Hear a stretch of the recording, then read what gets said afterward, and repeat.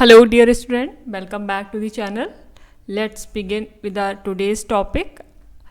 आज का जो हमारा लेक्चर वीडियो है वो रिलेटेड रहेगा टीजीटी पीजीटी एग्ज़ाम से, जिसमें आज हम बात करेंगे सिविक्स सब्जेक्ट के बारे में। इस टॉपिक पर या इस सब्जेक्ट से रिलेटेड PYQs हम चैनल पे सॉल्व करवा रहे हैं। अगर आपको हमारे लेक्चर वीडियोस पसंद आ रहे हैं तो आप चैनल को लाइक, सब्सक्राइब और शेयर ज़रूर करें। और आज का टॉपिक जो है वो थोड़ा मिसलेनियस पैटर्न पे रहेगा। इसमें हमने mostly international relation, public administration, western thinker, political thinker और IR के PYQs इंक्लूड किए हैं। आई होप आपको लेक्चर वीडियो पसंद है और आपके लिए बेनिफिशियल भी प्रूव हो। So let's begin with our today's topic. आज का हमारा पहला क्वेश्चन क्या है? क्वेश्चंस देखने से पहले मैं एक बार और बता दूं कि इस चैनल पे UGC net paper 1, paper 2 political science की प्रिपरेशन कराई जाती है। अगर आप UGC नेट दिसंबर 2025 के लिए प्रिपेयर करना चाहते हैं तो आप चैनल को सब्सक्राइब करें और अपनी प्रिपरेशन स्ट्रॉन्ग करें। और TGT PGT, assistant professor, PhD, GIC, LT grade, TGT PGT, इन सभी एग्ज़ाम्स में अगर आप पॉलिटिकल साइंस सब्जेक्ट से कनेक्टेड हैं और उससे रिलेटेड एग्ज़ाम देना चाहते हैं तो आप चैनल से प्रिपेयर कर सकते हैं। So let's begin with our today's lecture video. हमारा पहला क्वेश्चन है, भारतीय संविधान में संशोधन की प्रक्रिया किस प्रकार की है? भारतीय संविधान में संविधान संशोधन की प्रक्रिया किस प्रकार की है? ऑप्शंस देखते हैं। A लचीली, B कठोर, C आंशिक रूप से लचीली और कठोर, D इनमें से कोई नहीं। तो संविधान संशोधन की जो प्रक्रिया भारत में है वो कैसी है? आंशिक रूप से लचीली और कठोर, मतलब दोनों का मिक्सचर देखने को मिलेगा। कुछ प्रोविजंस टफ होंगे अमेंडमेंट के लिए और कुछ काफ़ी फ्लेक्सिबल होंगे। आइए नेक्स्ट क्वेश्चन देखते हैं। हमारा नेक्स्ट क्वेश्चन क्या है? तो इस क्वेश्चन का आंसर ऑप्शन 3 इज राइट, आंशिक रूप से लचीली और कठोर। नेक्स्ट क्वेश्चन देखिए, भारतीय संविधान में संविधान सभा का गठन किसके द्वारा किया गया? भारतीय संविधान में संविधान सभा का गठन किसके द्वारा किया गया? हमारे ऑप्शंस हैं। A ब्रिटिश सरकार, B कैबिनेट मिशन योजना, C माउंटबेटन योजना, D भारतीय राष्ट्रीय कांग्रेस। तो इसका सही आंसर क्या है? ऑप्शन 2 कैबिनेट मिशन योजना। ये 1946 में आया था और संविधान सभा का गठन इसी प्लान के तहत किया गया था। तो इस क्वेश्चन का सही आंसर है ऑप्शन 2 कैबिनेट मिशन योजना। आइए नेक्स्ट क्वेश्चन देखते हैं। हमारा नेक्स्ट क्वेश्चन है, भारतीय संविधान में संघ और उसका राज्य क्षेत्र किस भाग में वर्णित है? भारतीय संविधान में संघ और उसका क्षेत्र किस भाग में वर्णित है? हमारे ऑप्शंस हैं। A part 1, 2 part 2, option 3 part 3, option 4 part 4।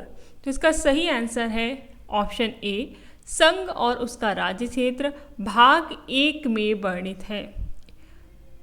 Part 1 is the right answer.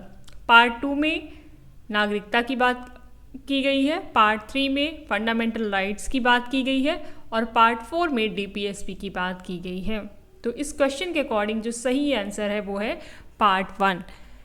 भाग 1 में संघ और उसके राज्य क्षेत्र का वर्णन किया गया है। आइए नेक्स्ट क्वेश्चन देखते हैं। हमारा नेक्स्ट क्वेश्चन है, भारतीय संविधान में संविधान की प्रस्तावना को किससे प्रेरित माना जाता है? भारतीय संविधान में संविधान की प्रस्तावना को किससे प्रेरित माना जाता है?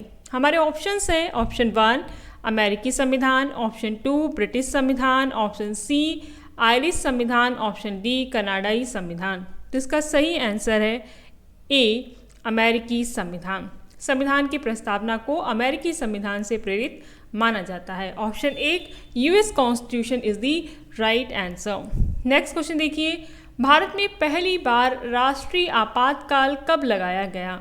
भारत में पहली बार राष्ट्रीय आपातकाल कब लगाया गया? हमारे ऑप्शंस हैं। A 1962, option 2 1975, option 3 1947, option 4 1984। तो इस क्वेश्चन का सही आंसर है A 1962 is the right answer. First time national emergency 1962 में लगाई गई थी, is the right answer. Next question देखिए, हमारा नेक्स्ट क्वेश्चन है भारत के राष्ट्रपति का चुनाव कितने वर्षों के लिए होता है? हमारे ऑप्शन है A option 1 4 year, option 2 5 years, option 3 6 years, option 4 7 years. तो इसका सही आंसर है ऑप्शन 2 5 ईयर।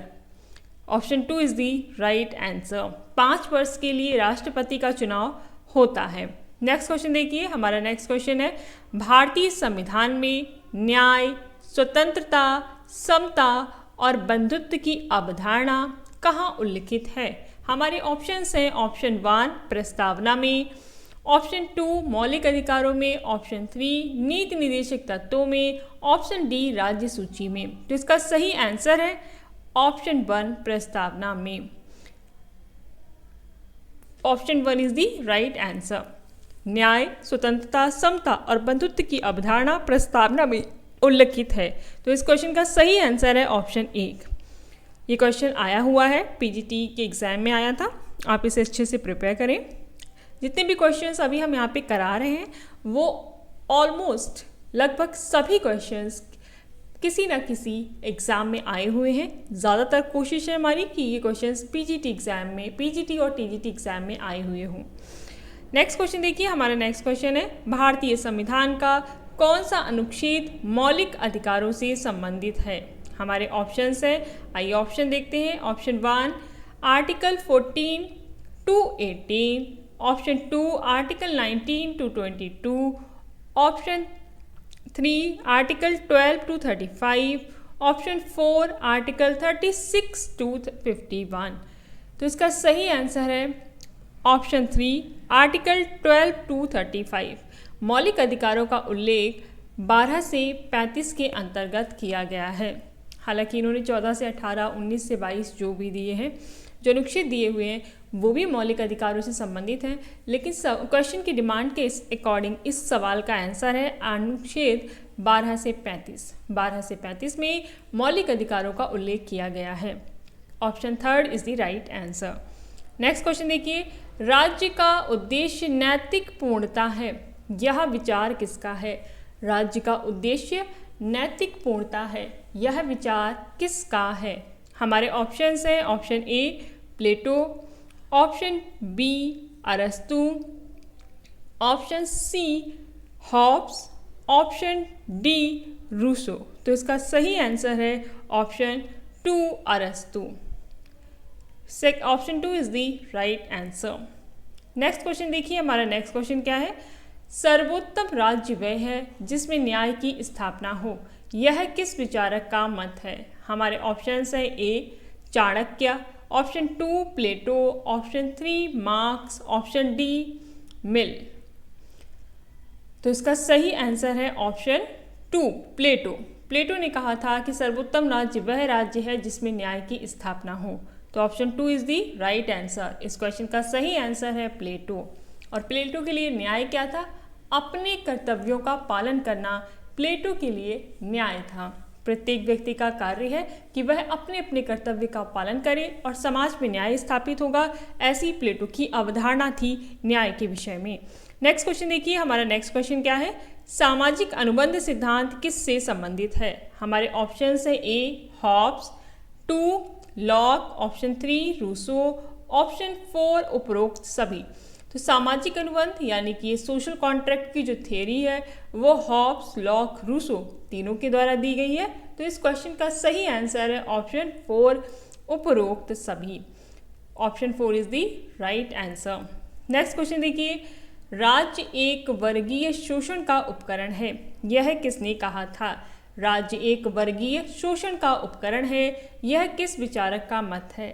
हमारे ऑप्शंस हैं ऑप्शन 1 मार्क्स, ऑप्शन 2 मिल, ऑप्शन 3 रूसो, ऑप्शन 4 अरस्तु।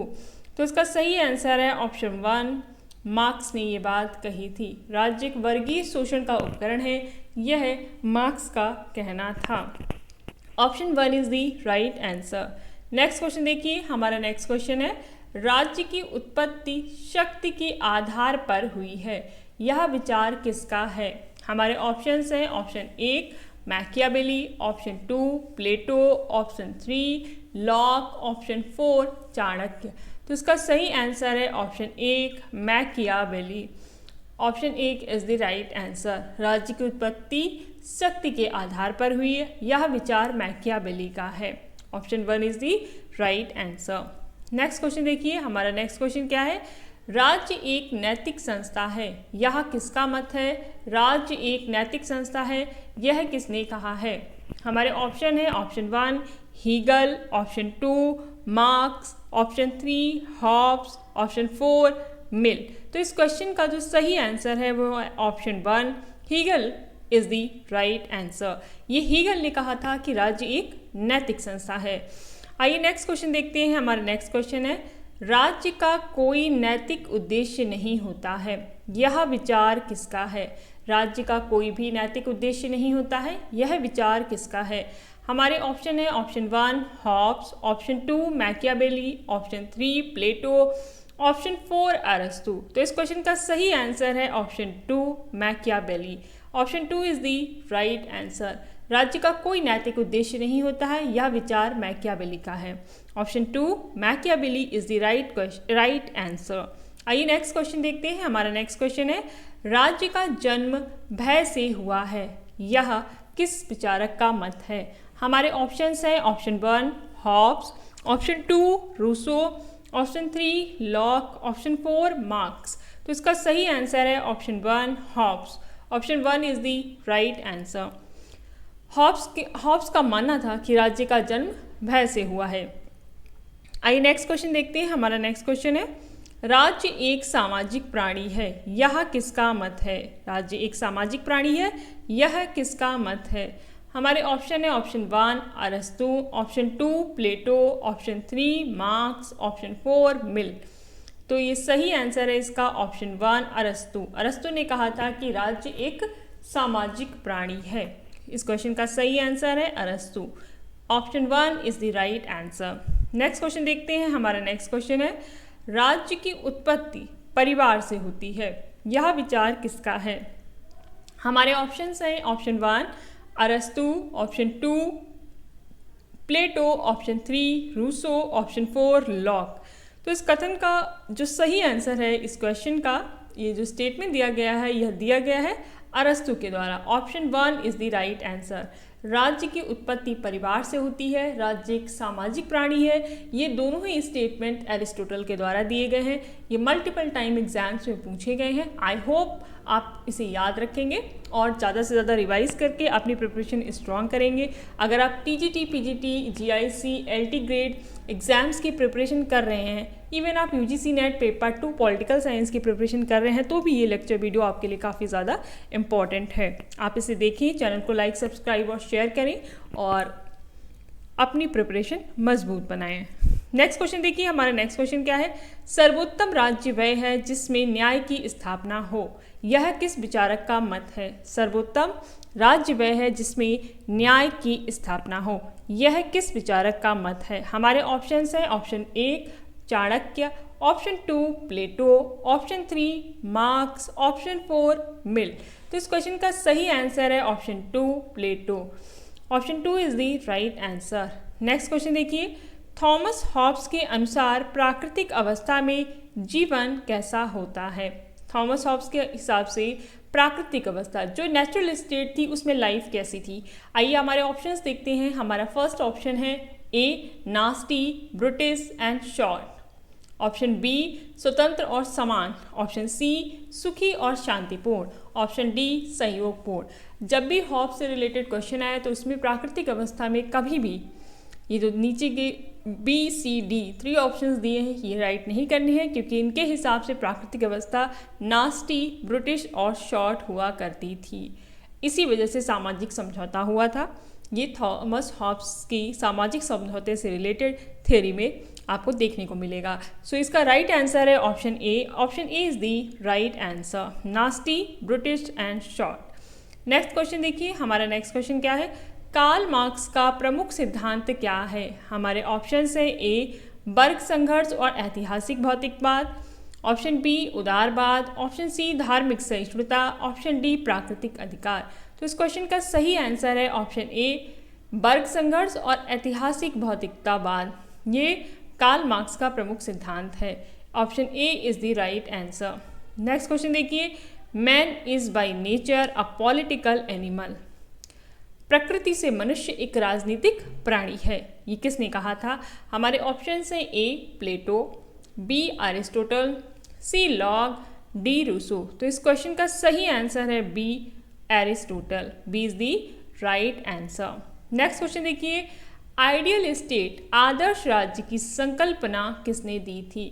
हमारे ऑप्शन हैं A Plato, B Rousseau, C Montesquieu, D Hobbs.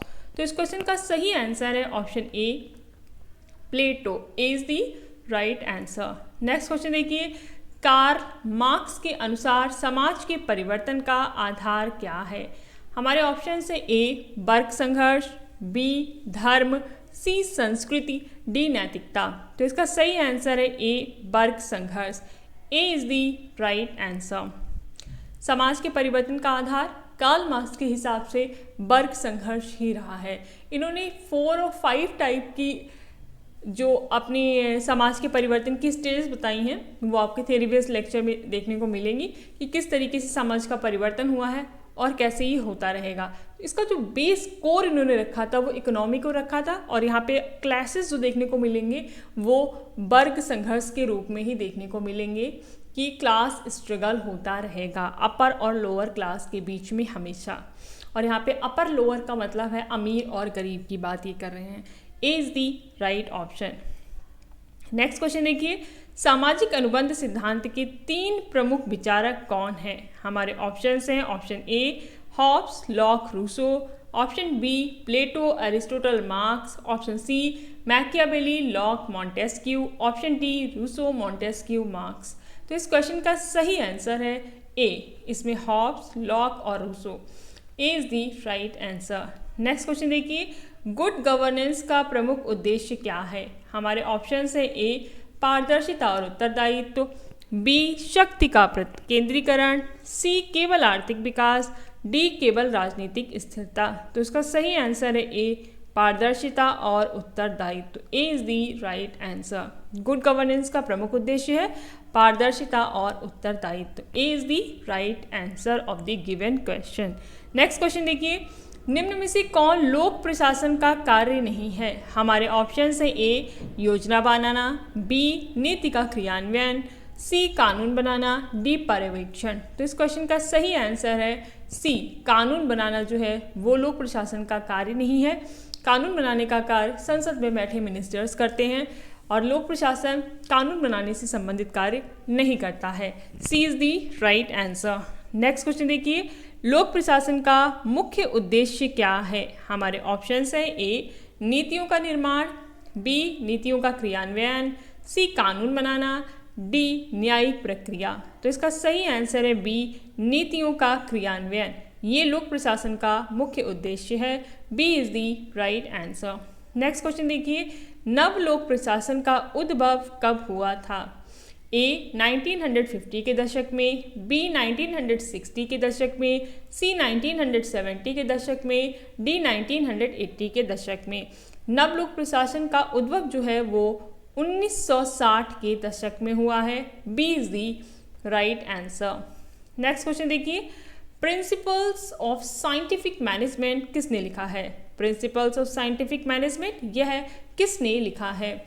हमारे ऑप्शंस हैं option 1 A Taylor, option B Fayol, option C Weber, option D Gulick. तो इसका सही आंसर है option A Taylor. A is the right answer. Taylor ने principles of scientific management के बारे में बात की है और ये थ्योरी जो है ये टेलर के द्वारा दी गई है।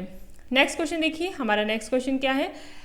अगर आपको हमारे लेक्चर वीडियोस पसंद आ रहे हैं तो चैनल को लाइक, सब्सक्राइब और शेयर करें और चैनल से कनेक्टेड रहें, अपनी प्रिपरेशन स्ट्रांग बनाएं।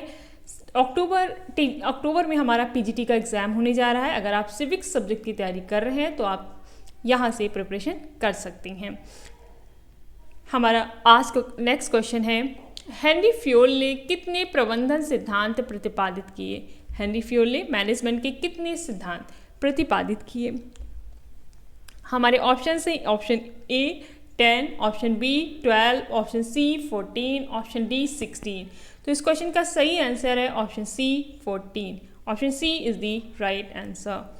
नेक्स्ट क्वेश्चन देखिए, मैक्स वेबर किस सिद्धांत के लिए प्रसिद्ध हैं? हमारे ऑप्शन हैं ऑप्शन ए वैज्ञानिक प्रबंधन, ऑप्शन बी नौकरशाही सिद्धांत, ऑप्शन सी प्रशासनिक प्रबंधन, ऑप्शन डी व्यवहारिक दृष्टिकोण। तो इस क्वेश्चन का सही आंसर है ऑप्शन बी नौकरशाही सिद्धांत। B is the right answer.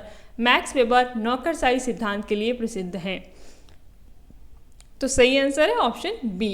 Next question देखिए, हमारा नेक्स्ट क्वेश्चन है तुलनात्मक राजनीति के अंतर्गत किस प्रकार की तुलना की जाती है? तुलनात्मक राजनीति के अंतर्गत किस प्रकार की तुलना की जाती है? हमारे ऑप्शन है ए ऐतिहासिक, बी संरचनात्मक, सी कार्यात्मक, डी उपर्युक्त सभी।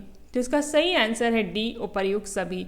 जब भी कंपैरेटिव पॉलिटिक्स में आप स्टडी करेंगे और कंपैरिजन बिठाएंगे तो आपको हिस्टोरिकल, स्ट्रक्चरल और फंक्शनल इन सभी पहलुओं पर कंपैरिजन करना होता है। तो इस क्वेश्चन का सही आंसर है ऑप्शन डी उपर्युक्त सभी। D is the right answer. Next question देखिए, डेविड ईस्टन के अनुसार राजनीतिक प्रणाली का मुख्य कार्य क्या है? हमारे ऑप्शन हैं ऑप्शन ए मूल्य निर्धारण, ऑप्शन बी शक्ति का केंद्रीकरण, ऑप्शन सी कानून बनाना, ऑप्शन डी कर संग्रह।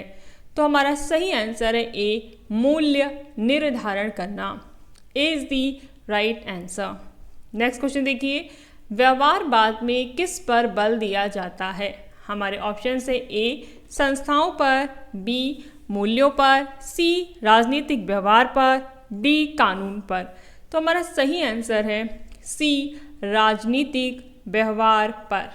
व्यवहारवाद में या बिहेवियरलिज्म थियोरी में राजनीतिक व्यवहार पर ध्यान दिया जाता है। C is the right answer. Next question देखिए, किसने कहा कि comparative politics is the study of patterns of national governments? किसने ये स्टेटमेंट दिया है? Comparative politics is the study of patterns of national governments. तो इसका ऑप्शन देखते हैं। Option A Gabriel Almond, option B David Apter, option C Robert Dahl, option D Samuel Huntington. तो इस क्वेश्चन का सही आंसर है ऑप्शन बी डेविड एप्टर। ये स्टेटमेंट डेविड एप्टर के द्वारा दिया गया है। B is the right answer. Next question देखिए, तुलनात्मक राजनीति में व्यवहारवाद का विकास कब हुआ है? हमारे ऑप्शन है ऑप्शन ए 1920 के दशक में, ऑप्शन बी 1930 के दशक में, ऑप्शन सी 1940 के दशक में, ऑप्शन डी 1950 के दशक में। तो इस क्वेश्चन का सही आंसर है ऑप्शन डी 1950 के दशक में तुलनात्मक राजनीति में व्यवहारवाद का विकास हुआ था। D is the right answer. Next question देखिए, तुलनात्मक राजनीति के अध्ययन में किस दृष्टिकोण का उपयोग किया जाता है? हमारे ऑप्शंस हैं ए अनुभवजन्य दृष्टिकोण, बी मानक दृष्टिकोण, सी दोनों, डी कोई नहीं। तो इस क्वेश्चन का सही आंसर है सी दोनों। इसमें अनुभवजन्य और मानक दृष्टिकोण दोनों का प्रयोग किया जाता है। C is the right answer. Next question देखिए, हमारा नेक्स्ट क्वेश्चन है गुट निरपेक्ष आंदोलन के संस्थापकों में कौन शामिल नहीं है? नैम के संस्थापकों में कौन शामिल नहीं है? जब नॉन अलाइनमेंट मूवमेंट की स्थापना हुई थी तो उसमें कौन कौन से देश शामिल नहीं थे? आइए ऑप्शंस देखते हैं। ए नेहरू, बी टीटो, सी नासिर, डी स्टालिन। तो इसका सही आंसर है डी स्टालिन जो थे वो नैम के संस्थापक सदस्यों में से नहीं थे। D is the right answer. Next question देखिए, शीत युद्ध यानी कोल्ड वॉर मुख्यतः किनके बीच हुआ? ए अमेरिका और जर्मनी, बी अमेरिका और सोवियत संघ, सी ब्रिटेन और फ्रांस, डी चीन और जापान। तो इस क्वेश्चन का सही आंसर है बी अमेरिका और सोवियत संघ। B is the right answer. Cold war जो है वो अमेरिका और यूएसएसआर सोवियत संघ के बीच में हुआ था। B is the right answer. Next question देखिए, भारत ने संयुक्त राष्ट्र की सदस्यता कब प्राप्त की? हमारे ऑप्शन हैं ए 1945, बी 1947, सी 1950, डी 1952। तो इसका सही आंसर है A 1945। A is the right answer. Next question देखते हैं, संयुक्त राष्ट्र महासभा का मुख्य कार्य क्या है? हमारे ऑप्शन है ए अंतर्राष्ट्रीय कानून बनाना, बी शांति और सुरक्षा बनाए रखना, सी नीतियों की सिफारिश करना, डी युद्ध की घोषणा करना। तो इसका सही आंसर है सी नीतियों की सिफारिश करना। सी इज दी राइट आंसर। ये संयुक्त राष्ट्र महासभा का मुख्य कार्य है। नेक्स्ट क्वेश्चन देखिए, हमारा नेक्स्ट क्वेश्चन क्या है? बैलेंस ऑफ पावर किससे संबंधित है? हमारे ऑप्शन है ए अंतर्राष्ट्रीय शक्ति संतुलन, बी आर्थिक सहयोग, सी सांस्कृतिक नीति, डी पर्यावरण नीति। तो इसका सही आंसर है ए अंतर्राष्ट्रीय शक्ति संतुलन। ए इज द राइट आंसर। अंतर्राष्ट्रीय शक्ति संतुलन ये सही आंसर है। नेक्स्ट क्वेश्चन देखिए, नाटो की स्थापना कब हुई थी? हमारे ऑप्शन है A 1945, B 1947, C 1949, D 1951। NATO की स्थापना 1949 में हुई थी। सी इज दी राइट ऑप्शन। आइए नेक्स्ट क्वेश्चन देखते हैं। हमारा नेक्स्ट क्वेश्चन है, सुरक्षा परिषद में स्थायी सदस्यों की संख्या कितनी है? हमारे ऑप्शन है ए 3, बी 5, सी 7, डी 10। तो इसका सही आंसर है बी 5। 5 कंट्रीज सुरक्षा परिषद में स्थायी सदस्यता रखती हैं। इस क्वेश्चन का सही आंसर है बी। नेक्स्ट क्वेश्चन देखिए, संयुक्त राष्ट्र संगठन की स्थापना कब हुई थी? हमारे ऑप्शन है ए 1919, बी 1945, सी 1950, डी 1965। तो इसका सही आंसर है बी 1945। संयुक्त राष्ट्र संघ की स्थापना 1945 में हुई थी, 24 अक्टूबर 1945। नेक्स्ट क्वेश्चन देखते हैं। हमारा नेक्स्ट क्वेश्चन है, यथार्थवाद का मुख्य आधार क्या है? हमारे ऑप्शन है ए शक्ति और राष्ट्रीय हित, बी अंतर्राष्ट्रीय सहयोग, सी सांस्कृतिक आदान प्रदान, डी पर्यावरण संरक्षण। तो इसका सही आंसर है ए शक्ति और राष्ट्रीय हित। A is the right answer. Realism का जो मुख्य आधार है वो शक्ति और राष्ट्रीय हित है। A is the right answer. Next question देखिए, अंतर्राष्ट्रीय राजनीति का मुख्य विषय क्या है? हमारे ऑप्शन है ए घरेलू शासन, बी राज्यों के बीच संबंध, सी चुनाव प्रक्रिया, डी स्थायी प्रशासन। तो इसका सही आंसर है बी राज्यों के बीच संबंध। B is the right answer. Next question देखिए, इतिहास कुलीन वर्ग का शासन है, शमशान है, यह कथन किसका है? इतिहास कुलीन वर्ग का शमशान है, यह कथन किसका है? हमारे ऑप्शन है A Plato, B Pareto, C Mosca, D Burnham. तो इस क्वेश्चन का सही आंसर है B Pareto. B is the right answer. ये पैरेटो का स्टेटमेंट था। इतिहास कुलीन वर्ग का शमशान है। नेक्स्ट क्वेश्चन देखिए, यहाँ पे इतिहास कुलीन वर्ग का शासन है, ये स्टेटमेंट होना चाहिए। इसका सही आंसर है पैरेटो। नेक्स्ट क्वेश्चन देखिए, अपने युग का शिशु है, यह कथन किसका है? प्रत्येक अपने युग का शिशु है, यह कथन किसका है? हमारे ऑप्शन है A Dunning, B Machiavelli, C Rousseau, D Simon. तो इसका सही आंसर है ऑप्शन 1 डनिंग। डनिंग ने ये कहा था कि प्रत्येक अपने युग का शिशु है। Option 1 Dunning is the right answer. Next question देखिए, समाजवाद को मैं अपने हृदय और मन में रखता हूँ, यह कथन किसका है? समाजवाद को मैं अपने हृदय और मन में रखता हूँ, यह कथन किसका है? तो इस क्वेश्चन का सही आंसर है ऑप्शन 3 राम मनोहर लोहिया ने ये स्टेटमेंट दिया था। Option 3 is the right answer. Next question देखिए, कम्युनिस्टों की कोई पितृभूमि नहीं होती है, यह कथन किसका है? कम्युनिस्टों की कोई पितृभूमि नहीं होती है, यह कथन किसका है? हमारे ऑप्शंस हैं option 1 Engels, option 2 Proudhon, option 3 Karl Marx, option 4 Lenin. तो इसका सही आंसर है option 3 Karl Marx. Option 3 is the right answer. Next question देखिए, समाजवाद उस टोपी की तरह है जिसे इतने व्यक्तित्व ने पहना है कि उसका स्वरूप नष्ट हो गया है। यह कथन किसका है? हमारे ऑप्शंस हैं ऑप्शन 1 जोड, ऑप्शन 2 ब्रेंडल, ऑप्शन सी आचार्य नरेंद्र देव, ऑप्शन 4 रसेल। तो इसका सही आंसर है ऑप्शन 1 जोड। Option 1 is the right answer. Next question देखिए, एक नया लोकतंत्र नामक पुस्तक के लेखक कौन है? हमारे ऑप्शंस हैं ए C.D. Burns, option 2 Bryce, option 3 Laski, option 4 माओ त्से तुंग। तो इसका सही आंसर है option 1 C.D. Burns. Option 1 is the right answer. Next question देखिए, किस देश में प्रत्यक्ष प्रजातंत्र है? Option 1 Bharat, option 2 USA, option 3 Britain, option 4 Switzerland. तो इसका सही आंसर है ऑप्शन 4 स्विट्जरलैंड में डायरेक्ट डेमोक्रेसी है। Option 4 is the right answer.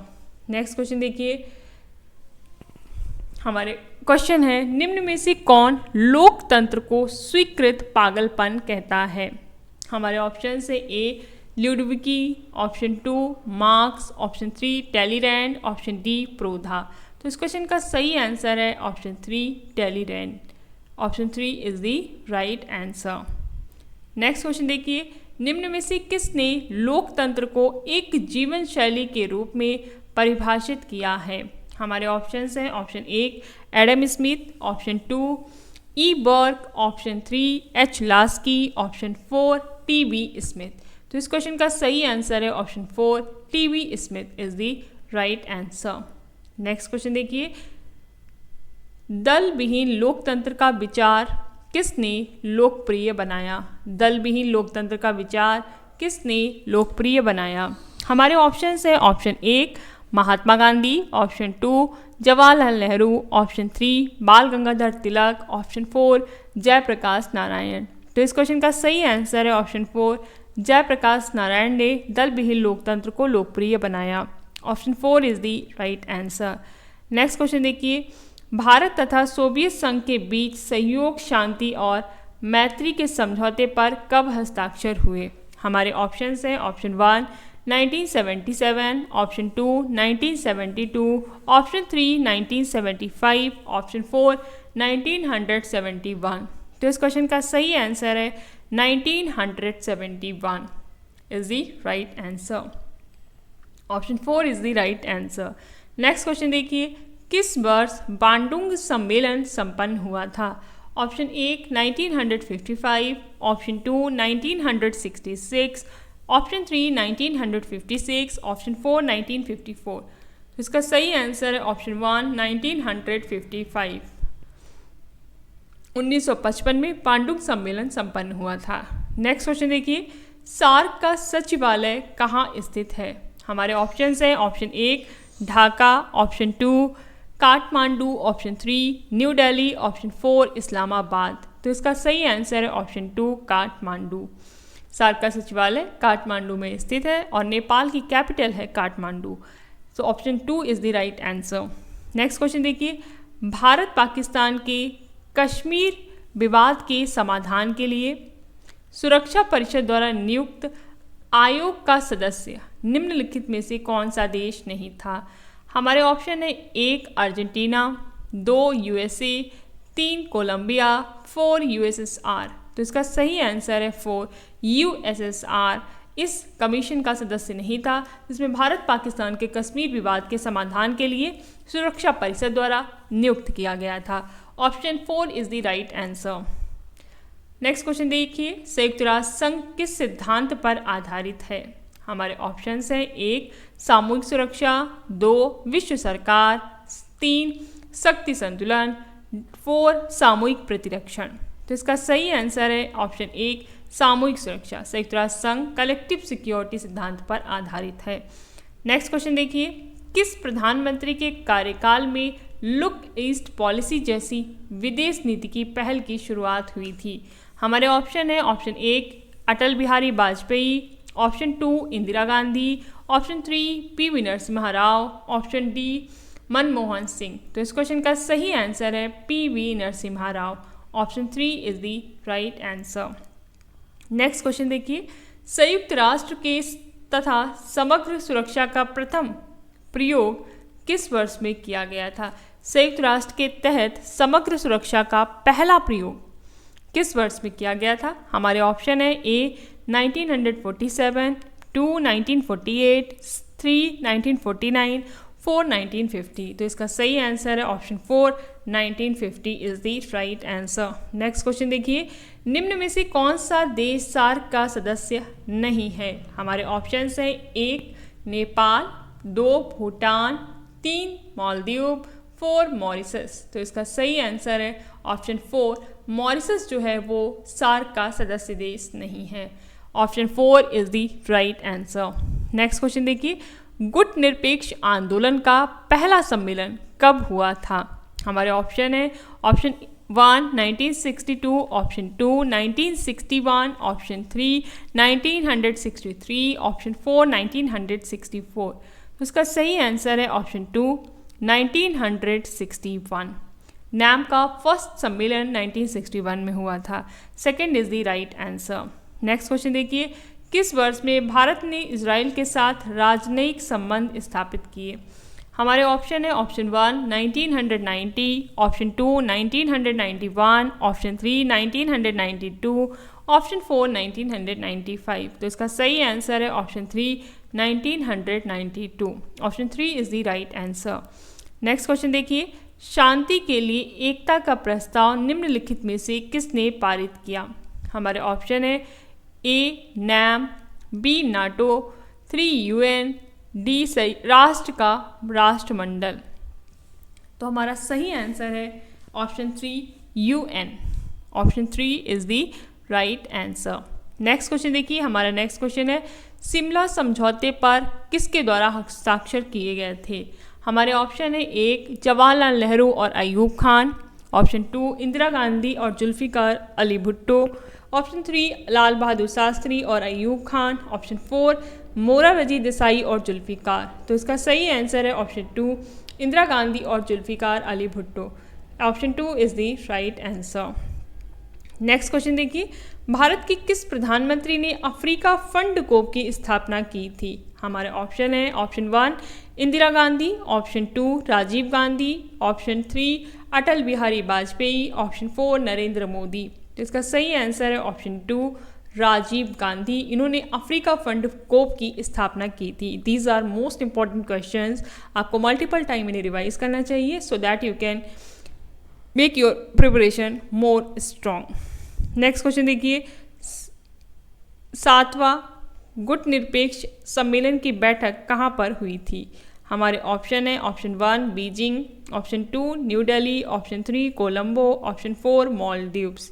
तो इसका सही आंसर है 2 न्यू दिल्ली। 7th गुट निरपेक्ष सम्मेलन नई दिल्ली में हुआ था। अगर आपको हमारे लेक्चर वीडियोस पसंद आ रहे हैं तो आप चैनल को लाइक, सब्सक्राइब और शेयर करें, अपनी प्रिपरेशन स्ट्रॉन्ग बनाएं और दिसंबर 2025 यूजीसी नेट के लिए आप प्रिपेयर करना चाहते हैं तो आप paper 1, paper 2 political science channel के माध्यम से प्रिपेयर कर सकते हैं। आइए हमारा नेक्स्ट क्वेश्चन देखते हैं। हमारा नेक्स्ट क्वेश्चन क्या है? दक्षिण सहयोग के लिए वार्षिक संयुक्त राष्ट्र दिवस मनाया जाता है। हमारे ऑप्शन है 1 19 दिसंबर, 2 19 सितंबर, 3 12 दिसंबर, 4 12 सितंबर। तो इसका सही आंसर है 4 12 सितंबर। दक्षिण सहयोग के लिए वार्षिक संयुक्त राष्ट्र दिवस जो मनाया जाता है वो 12 सितंबर को मनाया जाता है। Thank you for watching till and. आज का आपका लेक्चर वीडियो यहाँ पे कंप्लीट होता है। अगर आपको लेक्चर्स पसंद आ रहे हैं तो आप चैनल को लाइक, सब्सक्राइब और शेयर करें, चैनल से कनेक्टेड रहें, अपनी प्रिपरेशन स्ट्रॉन्ग बनाएं और assistant professor, PhD, GIC, LT grade, TGT, PGT जैसे इम्पॉर्टेंट एग्ज़ाम्स के लिए आप यहाँ से प्रिपेयर कर सकते हैं। So, thank you very much for watching till end and all the very best for your upcoming exams.